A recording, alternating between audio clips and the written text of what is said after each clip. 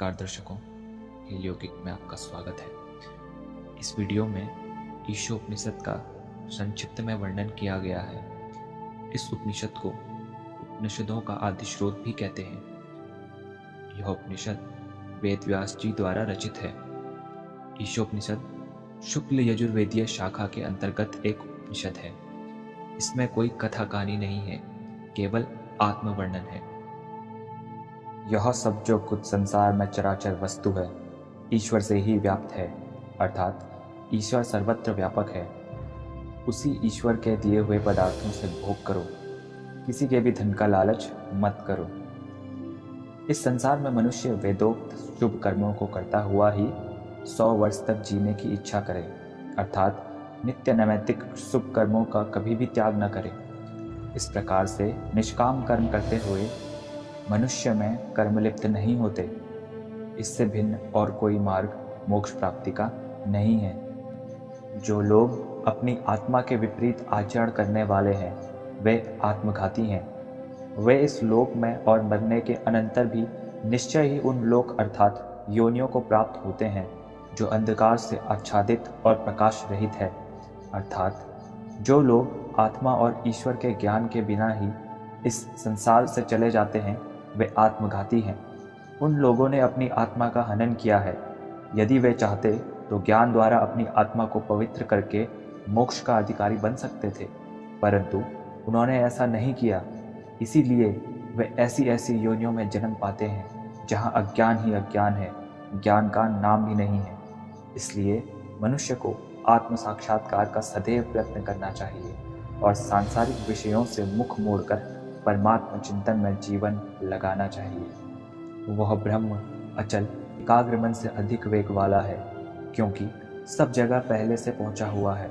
उस ब्रह्म को इंद्रियां नहीं प्राप्त होती, अर्थात वह इंद्रियों से प्राप्त नहीं होता।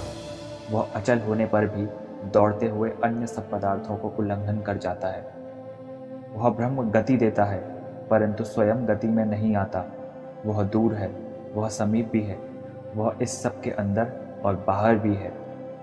जो कोई संपूर्ण चराचर जगत को परमेश्वर में ही देखता है और संपूर्ण चराचर जगत में परमेश्वर को देखता है, इससे वह निंदित आचरण नहीं करता। अर्थात जो मनुष्य परमात्मा को सर्वत्र व्यापक जानता है वह उसके भय से कभी भी निंदित आचरण नहीं करता।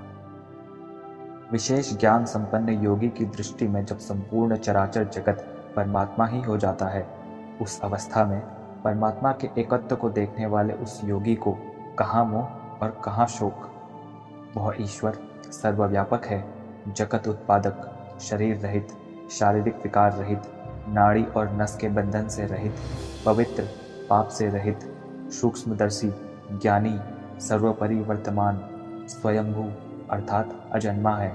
वही अनादिकाल से प्रज्ञा जीव के लिए ठीक ठीक कर्म का विधान करता है।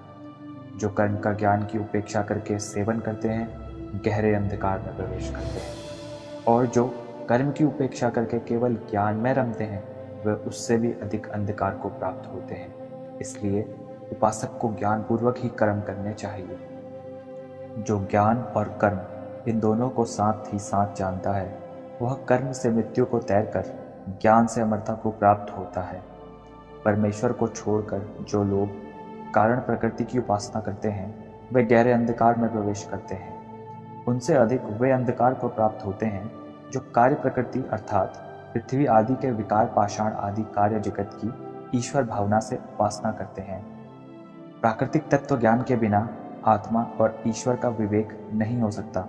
इसलिए जब मनुष्य प्रकृति की वास्तविकता को जान लेता है तब जन्म मरण के बंधन से छूटकर इस शरीर से ही जीवन मुक्त दशा को प्राप्त करके ब्रह्मानंद को प्राप्त कर लेता है। सत्य का मुख स्वर्ण के पात्र से ढका हुआ है।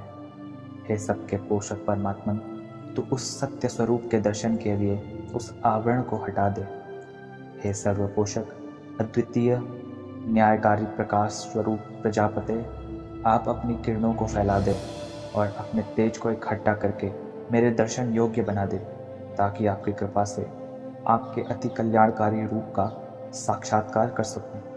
अर्थात आप मुझे इस योग्य बना दें कि मैं आपके प्रेम में इतना मग्न हो जाऊं जो आपसे भिन्न अपने को ना देख सकूं। शरीर में आने जाने वाला जीव अमर है, केवल यह शरीर भस्म पर्यंत है। इसलिए अंत समय में हे जीव, ओम का स्मरण कर, बल प्राप्ति के लिए स्मरण कर और अपने किए हुए कर्मों का स्मरण कर। हे प्रकाश स्वरूप तेजस्वी ईश्वर, आप हमारे संपूर्ण कर्मों को जानने वाले हैं, इसलिए ऐश्वर्य प्राप्ति के लिए हमको अच्छे मार्ग में चलाइए, हमको उल्टे मार्ग पर चलने रूप पाप से दूर कर दीजिए। हम आपको बार बार नमस्कार करते हैं। ओम शांति शांति शांति।